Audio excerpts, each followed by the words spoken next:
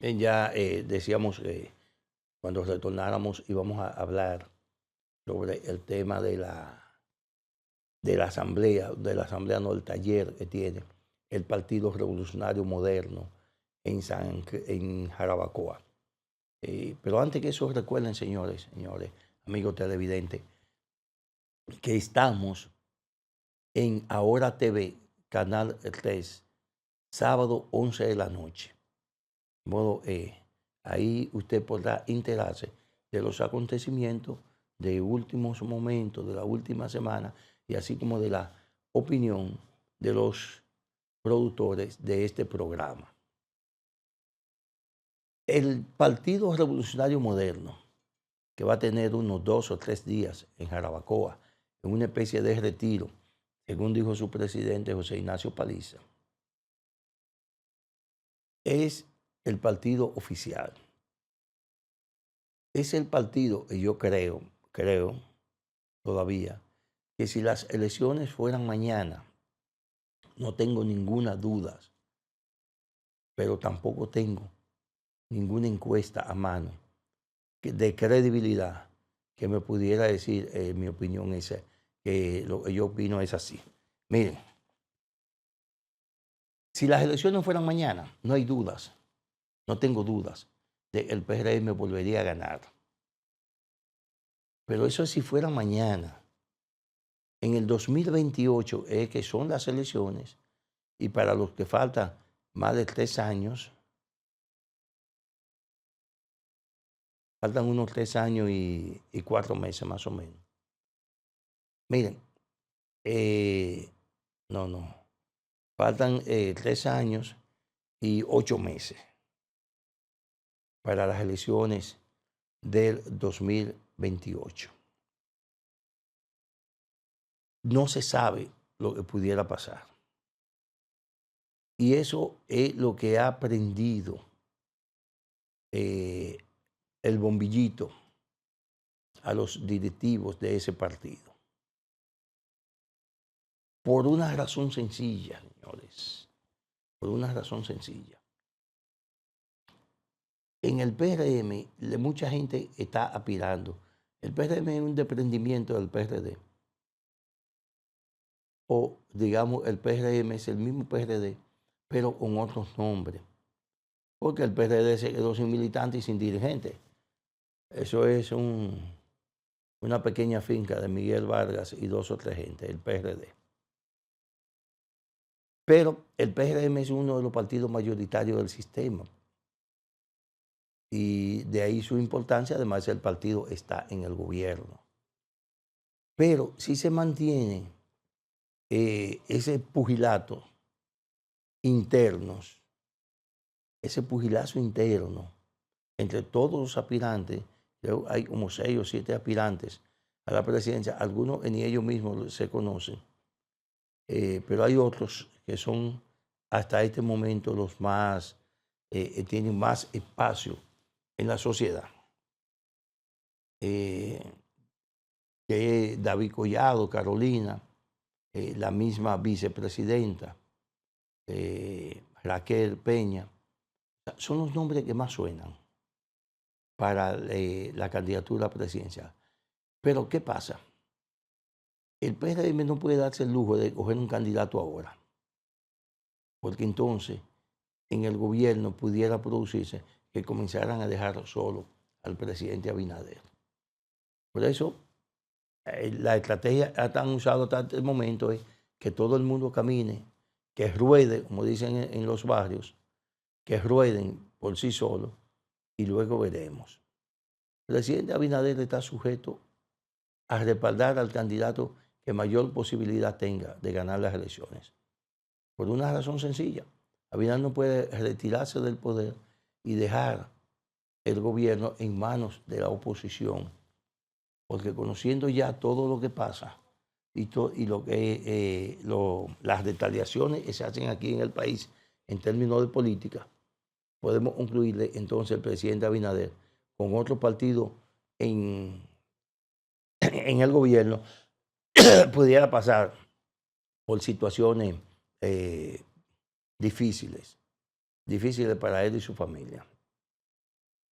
Claro, soy también de lo que creo que el presidente Abinader es diferente a los otros mandatarios. No creo que Abinader se atrevería a decir lo que dijo Leonel de Félix Bautista, cuando Félix Bautista se mencionó en varios expedientes de corrupción y Leonel respondió siendo presidente de la República, ese es como un hijo mío. Danilo Medina, presidente de la República, al parecer nunca fue informado de las bellaquerías que hacían sus hermanos en la administración pública. Y ahí está, bailando pegado con varios expedientes de corrupción. Entonces, Abinader ha dicho, tengo grandes amigos, buenos amigos, pero no tengo cómplices. Y soy de lo que creo eso, que Abinader tiene buenas intenciones de hacer un buen gobierno, de dejar una impronta, incluso en términos jurídicos, de cómo enfrentar la corrupción y de dejar algunas obras importantes para el país. No creo que haya sido de los políticos de bajar el gobierno a enriquecerse, porque cuando Abinader llegó al poder ya era rico. Creo en su declaración jurada en el 2020 había unos 4.000 millones de pesos. Eso es mucho dinero para cualquiera. Y eso te indica que no tiene necesidad de incurrir, aunque la corrupción es una cultura y no es una necesidad. Por eso tenemos ricos que son corruptos y pobres que son honestos, porque es más una cultura familiar, es más una cultura, es parte de nuestra idiosincrasia como país, como nación, pero eso no justifica de ninguna manera los actos de corrupción que se cometen desde la administración pública. El hecho mismo del caso de Senasa, que ha sido el Poder Ejecutivo quien ha sometido una investigación que realizó, quien la ha presentado a la PECA, quien se la ha presentado a la Procuraduría, para que la Procuraduría actúe. O sea, el problema de la corrupción aquí en el país no es que haya o no haya corrupción. El asunto es que no se apañe y que el que se robó el dinero del erario, el que robó dinero del presupuesto, dinero de los impuestos de los pobres, debe ir a la justicia, debe ir preso, pero además de eso debe perder todos sus privilegios como ciudadano y perder sus privilegios como político. Entonces, la diferencia entre Abinader y otros presidentes que han tenido funcionarios corruptos es que cuando a Abinader se lo informan, lo manda a la justicia. La justicia lo investigue.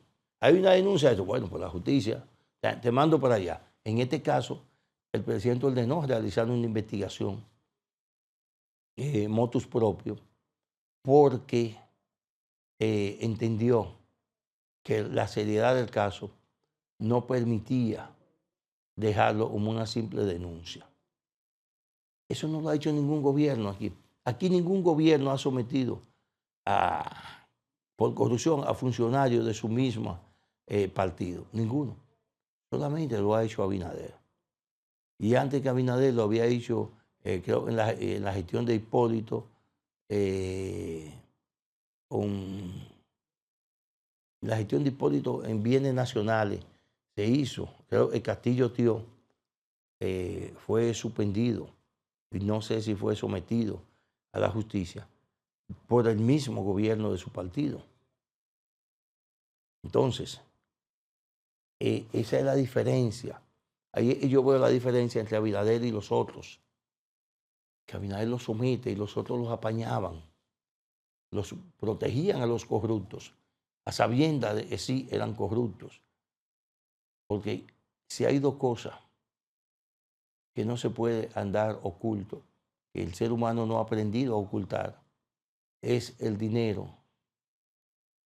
Decía alguien, como no se puede tener dinero ni latas escondidas, porque en cualquier momento las latas te delatan y el dinero siempre te delata cuando tú manejas más que lo que tú produce. Lo que decía, eso decía la procuradora. La procuradora decía, mira, es muy fácil determinar cuando una gente está incurriendo en acciones inadecuadas. Hay que ver cuál es tu nivel de gasto y cuál es tu nivel de ingreso. Y usted puede hacer un cuadro comparativo y decir, pero no es posible eso. O sea, no es posible. Y eso pasa mucho en la policía. Siempre ha sido una tradición. Incluso aquí había épocas, generales ganaban 40,000 pesos y tenían Rolls Royce de vehículos. Pues tenían mansiones y tenían casa de campo. Generales, cuando los generales ganaban poco, ahora un general gana muchísimo dinero. Y en la policía ya, pues, fíjate, hasta los rasos, creo que están ganando $500, $400 más o menos. Entonces, eso es dinero suficiente para usted vivir, pero no para derrochar. Entonces, yo recuerdo también que usted iba a los destacamentos de la policía y siempre había un oficial ahí lleno de guillos, lleno de guillos, lleno de cadenas, y ganaba 2 pesos. Entonces, eso era dinero mal habido. Y eso le decía a la procuradora, eso es fácil ahora de determinar cuando el dinero es mal habido. Solamente hay que comparar esto con aquello.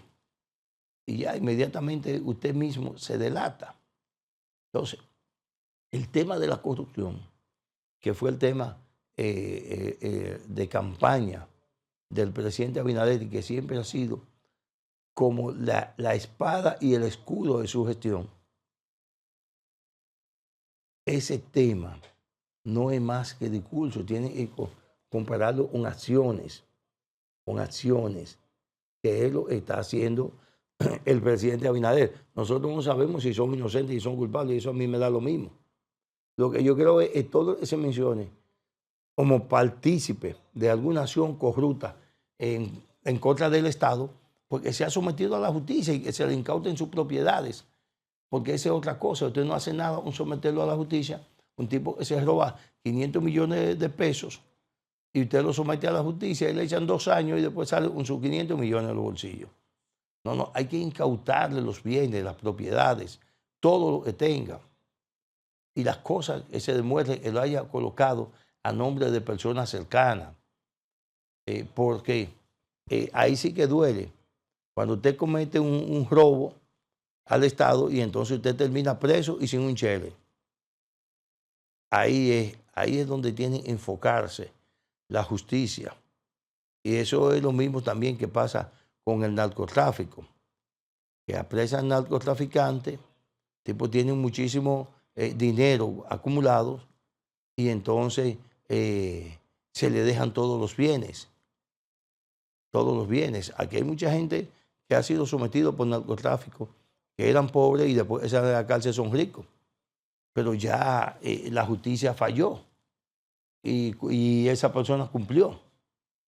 Y entonces, pero nunca se le incautaron sus bienes. Con la ley de activos también, con la ley de activos, con esa ley de lavado de activos, con esa ley también el Estado ha logrado recuperar parte importante de dinero sustraído y de dinero también producto del narcotráfico.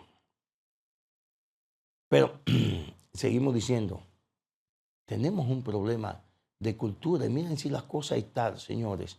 Usted coge un vendedor de esos que andan en las calles, vendiendo víveres, digamos, yautía, yuca, y cómprale 10 libras de papa o de yuca y luego vaya y pésela en otro sitio y verá que tiene 8,5. O sea, les robó 1,5 libras.